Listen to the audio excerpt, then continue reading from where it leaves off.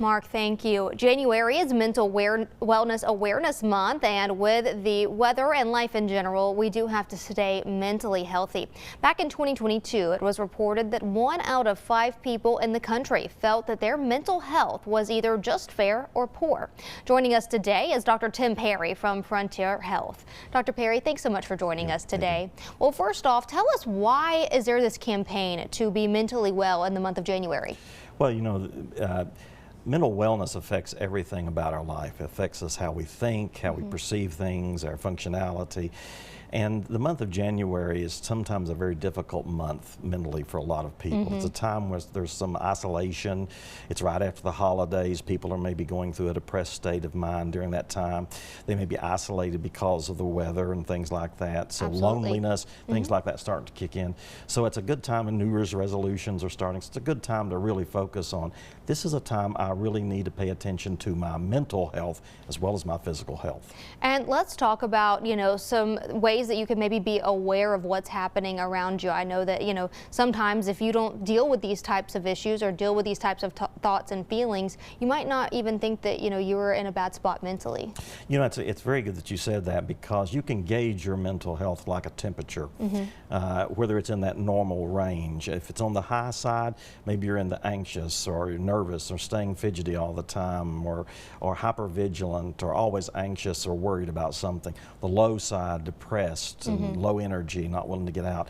And that middle ground is what we look for. Not to say that we won't have highs and lows, but that normality is what we're looking for, that our moods, our emotions, our thought processes kind of stay in that normal cognitive range that we look for. So gauging our mental health is very important. And let's talk about some ways that you can kind of get some help. I know that, some folks, maybe it is their New Year's resolution to start maybe going to therapy and working on their mental health. Mental wellness really falls into 3 buckets: self-care, mental care, and social care. So self-care is taking care of your body, the physical things, because that affects your mental health.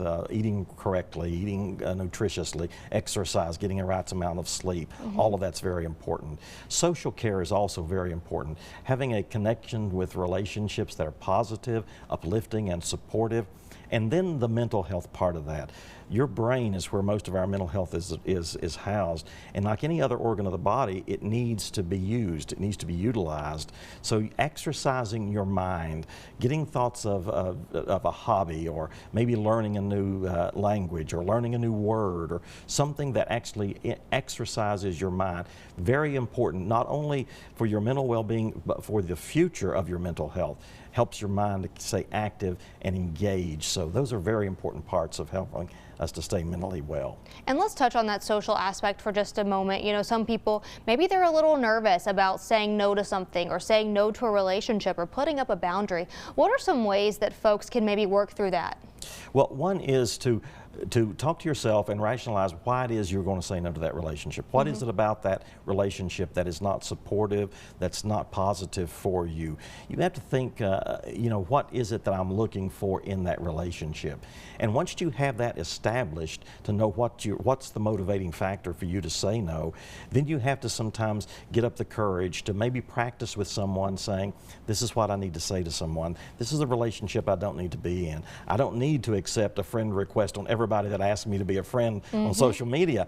They may be a predator, or they may be somebody that's going to be supportive or encouraging to me. I have the right to do that. I have to think of what is best for me and myself. Self-awareness is one of the pillars of good mental health. All right. Well, Dr. Perry, thank you so much for joining us today here on First at 4. Always a pleasure. And again, if you need mental health help, there are some resources available for you. You can visit the Frontier Health website. The Tennessee Medical Association Wellness Resource Center is also available, along with a substance abuse and mental health service administration website resource guide.